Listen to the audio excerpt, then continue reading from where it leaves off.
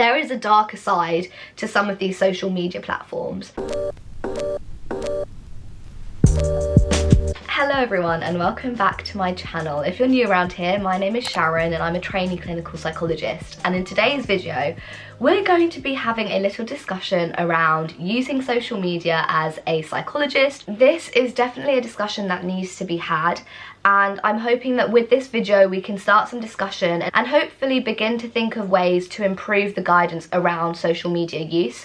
So in this video we're going to be looking at the social media guidelines. We're also going to look at the aspect of self-disclosure, and then I'm going to speak a little bit about my journey using social media. Before we get in, if you like the sound of the video, then please give it a like and subscribe for more content like this. With all that being said, let's get into it. As many of you will know, the psychology Instagram world has blown up, and it's just crazy to think that 5 years ago there weren't that many accounts around. I think the only person who had like a social media presence was Psychologist, really. I personally, I'm from the stance that I think it's really helpful, but I think through doing this video I've researched a lot and actually I can see more of the cons now, and I think it's made me more cautious with what I post, how I post. I want to begin this video with thinking about the pros and cons for using social media as a psychologist. Let's start off with the cons. So you're quite limited in who can see your information and how it can then be used. So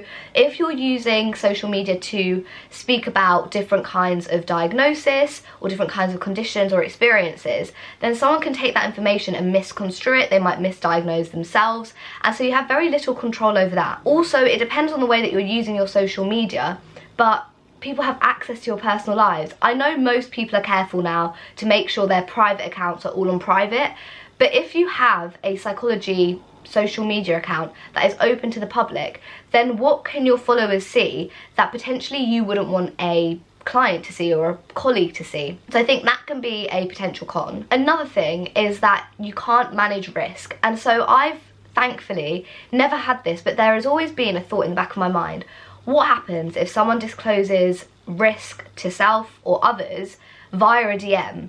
What do you do? There are no guidelines around that, and I think that's one of my main concerns as someone who is a clinician. Do we step in? How do we step in? A lot of people use social media under different names as well, so even if we did want to step in, how would we actually do that? And I think that is a major con. And another major con is that people can't tell who is qualified or knowledgeable enough to post some of this information online. On social media, no one can check your qualifications, so if someone wants to pose as a therapist, a counsellor, or even a clinical psychologist, they actually can, and no one's going to be able to pull them up on that as easily as they would if it was in person. That can be very tricky as well. So those are the cons, but the pros I think outweigh the cons. So one of the biggest positives for me about social media is sharing information and helping others. The main point of my channel, the main point of my Instagram, is to help aspiring psychologists, and hopefully in the future to help the wider kind of population in regards to mental health awareness, and that is a massive thing. Social media has really helped to reduce some of the stigma around mental health. I mean, look at Dr. Alex and his social media and encouraging men to speak out about depression and anxiety. So there's that, and I think that is so beneficial. Another thing is that it really improves access to psychology or just mental health awareness again. So according to Statista.com, 68% of the UK population is on social media. The majority of the UK. Now that's not surprising to me at all. Everyone is on social media. Through using social media, you're going to be able to access so many people, and imagine if one post about psychosis gets to one person who might not be in the sphere of psychologically minded people, then maybe they would hear, okay, like this is an experience that I can get help for, and so you're improving the access of it. And even thinking about improving the trust of people from a minoritized background. So we know that people from a BAME background are less trusting of health professionals. And I wonder what it's like for those people to see clinicians on social media being more candid, how that will impact their levels of trust with the general profession and how that impacts how they access mental health.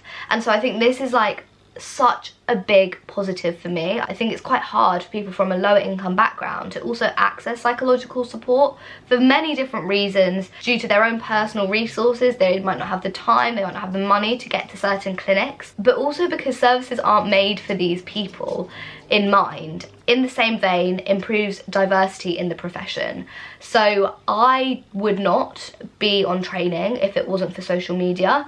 I don't think I would have even got my AP job if it wasn't for Psychologist and his videos. And Abdi's videos got me through those interviews, and then thinking about Ica, the Oxford Psych, and Miranda from the Worry People, and even like Essay Canayo, like, it helped to encourage me. They gave me information. And then some of you watching this, you lot, I mean, the social media community around psychology is just like insane. There's no other way to describe it. People are so helpful on there. There are so many good illustrations of psychological models and theories and ideas that I wouldn't have been able to access or understand if it wasn't for those illustrations online on Instagram. Just from looking at myself, it really has helped me enter the profession, and I really do believe in social media and the power of it. I'm a social media stan, and I always will be, but I do advocate for, you know, using it wisely and looking at the guidelines, which we are now going to go into. The BPS guidelines on social media are about a page and a half, I think, so they're very brief, and that is something that is,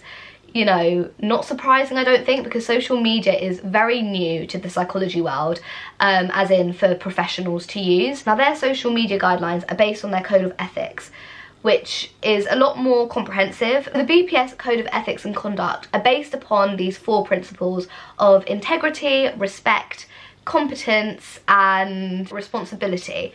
And so let's break those 4 things down. So when they speak about respect, they mean respecting people and their values, but also respecting and understanding the issue of power imbalance between yourself and the person you are speaking to, so a client or maybe the public via social media in this case. And they also speak about privacy and confidentiality. So when we think about this in the context of social media, I think it's just indicative of the fact that we need to be respectful of others online and also keep ourselves safe and the clients that we work with safe by maintaining privacy and confidentiality. And I think that is the main thing that I've taken away from all of these guidelines, is that you should not be sharing information about your clients online. Moving on to the second principle, which is competence.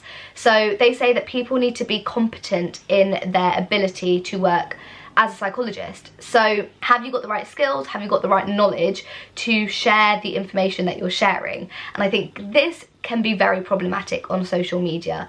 Anyone can Google anything, copy and paste it into a nice Canva setup, and then post it on Instagram as an infographic, and no one is going to question who is sharing that information and where they've got it from. And so this is something that I think we need to be very, very careful with online. And I think I have to check myself on occasion to just make sure that, you know what, am I overstepping here? Do I know enough to be posting something like this? The next principle is responsibility, and also with all of these principles I have massively condensed this, so I have linked everything down in the description if you do want to have a look through any of the references that I've included in this video. But when it comes to responsibility, they speak about professional accountability, and I guess we kind of touched on that before about, you know, who is accountable for these people online? What if someone discloses risk? And also, who is accountable for your own actions? I mean, if you're an NHS employee, can the NHS come after you if you say something a bit, you know, derogatory? Who are you accountable to? They also mention with responsibility the idea of competing duties, and I think when I saw that,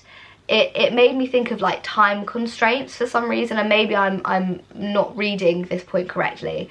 But I guess managing your role as a clinician who's employed by maybe the NHS or someone else, but then also managing your time as someone who is on social media, potentially self-employed if you are making money through that realm. How do you manage those competing duties and also those competing, I mean, you'd hope there wouldn't be any competing sets of values, but are there any conflicts of interest there? And this is something that I feel like I need to maybe make clear, is that my work vlogs, my day in the life where I'm in working hours, even the stuff where I'm at work, none of that, and I hate to take the magic away, but none of that is actually filmed real time. The majority of it, especially when I'm at home, is filmed after 5 or before 9 AM, or in my lunch break. I don't want anyone to look at my videos and be like, oh well, she does that, like Sharon vlogs while she's at work, like surely it's okay. I don't vlog in work hours unless I'm on my lunch. So just keep that in mind. And then the final principle is integrity. This is being honest, being open,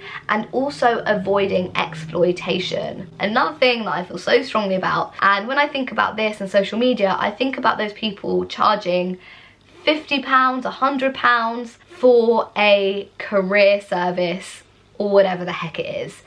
And that is very exploitative in its nature. In the same way, if there is potentially a high profile therapist, who's not to say that they're charging more because of their social media presence? And so these are the things that you need to bear in mind. And I don't know anyone who does that, but I'm just saying that that comes into the integrity part and not exploiting people. And then moving on to the BPS social media guidelines, which are based on those 4 principles. They speak about, you know, the normal things like keep yourself safe, keep your clients safe, don't disclose any information. But they also tell us that we need to uphold the reputation of the psychology profession, which I think is quite a big ask. I think it's mainly the wording that maybe triggers me a little bit, because I just think like we're humans, and I strongly believe that we are humans first. And these guidelines aren't speaking specifically to people who, like me, are using social media for psychology things. They're saying this about people who are using it for their own personal use, which is why I think I find it a bit problematic that even in your personal life you have to uphold the BPS code of conduct and ethics. So yeah, I don't know, let me know what you guys think about that. They also speak about, you know, not friending your clients or anything like that, which I think is also a given. But also in the guidelines they say not to speak badly about your colleagues or institutions on your social media, which I do understand that they want to in some ways monitor it, and there are proper streams for you to make complaints. But I also think that you should be allowed to speak your mind on your own social media. Now, I'm not encouraging you to go out and chat crap about your colleagues and your managers and the NHS online, because I actually don't think that is very professional. I think there are proper ways to make complaints.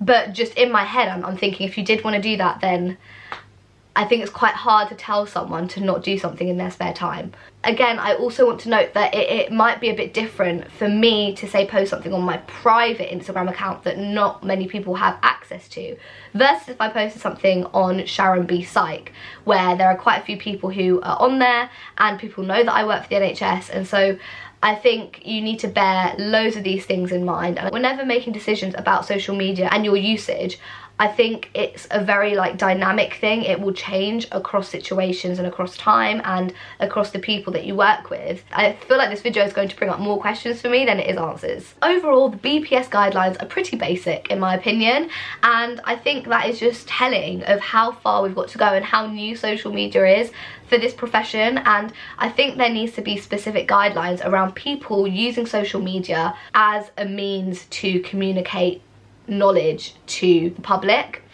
whether that be related to psychology careers or about mental health in general. I feel like there should be some kind of guidance around that. Now, the HCPC, so these are the people who give you your registration when you become a clinical psychologist. I feel like the HCPC guidelines actually see social media in a positive light, more so than the BPS. So their guidelines are fairly similar to the BPS, but they also highlight how social media can be used to quickly and effectively spread information. And this is something that is like in bold on their website, and I was just like, yes, finally someone can see how good social media is. But they also note the need to be boundaried with what you share online and who you interact with.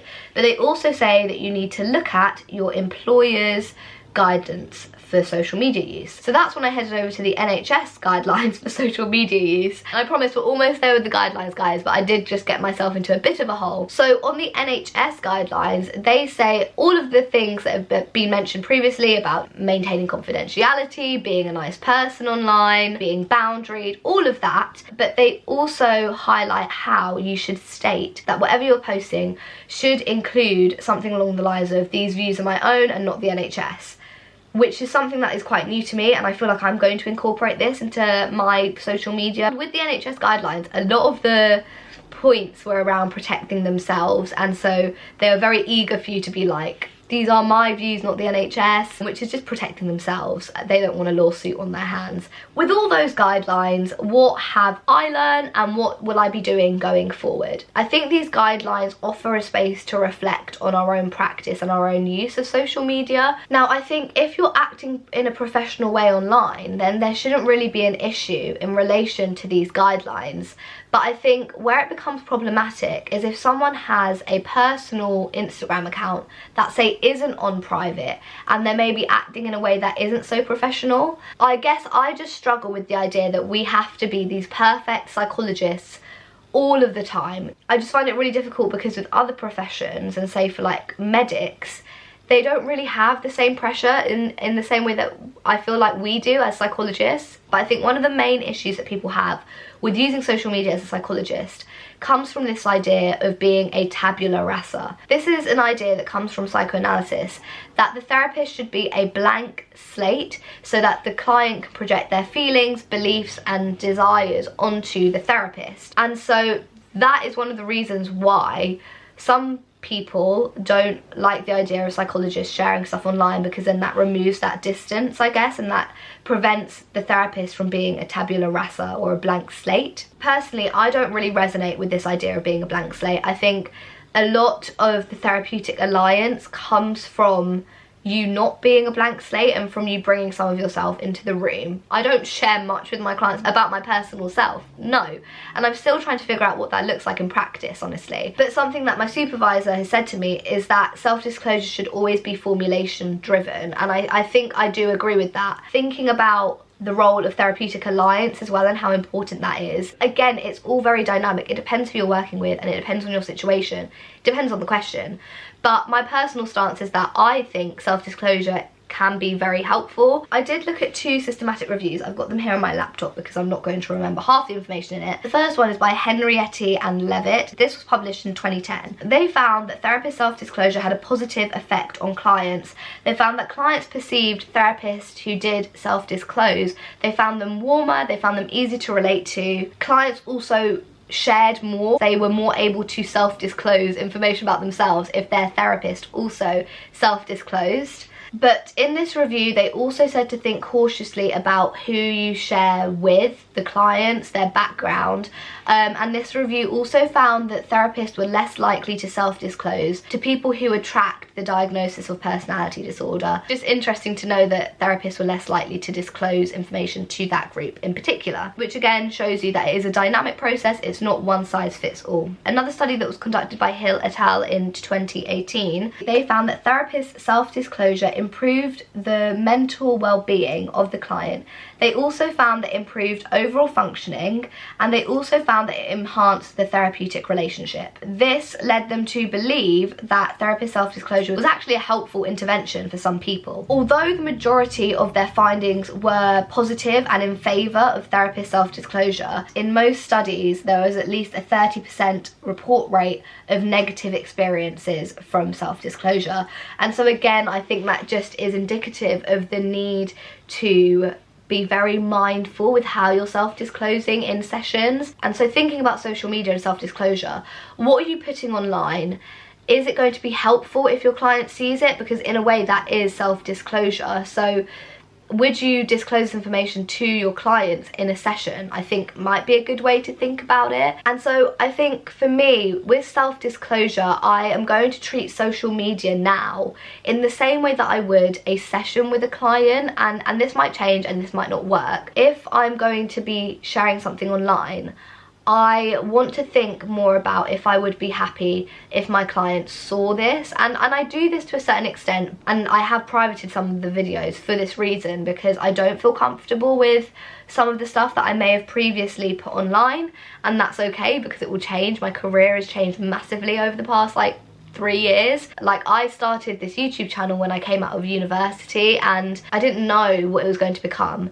When I first created it, it was not to be part of this psychology community. It was made for me to record my life and to be creative, and then slowly over time it evolved into a psychology related account. Going forward, through looking at all of these guidelines and the ideas around self-disclosure, I'm just going to be way more cautious and try to use some of this information to open up conversations to people who aren't so keen on psychologists using social media. But I personally think the benefits outweigh the potential for harm. The main priority for me is balancing this idea of self-disclosure online. This is something that has been debated for many years away from social media, is about whether therapists and psychologists should self-disclose, and that's just going to be a continuous debate, and different psychologists deal with it in different ways, and that will be the same for social media, I think. Now, in terms of my social media, I have and I will be doing a constant revisit and cleanse of the things online, putting things on private, resharing things maybe, I don't know. Another reason why I think it is massively key for us to be in this online space is because social media isn't going away. Social media is just going to continue to grow. People are going to use it whether we like it or not as psychologists, and we need to meet people where they're at.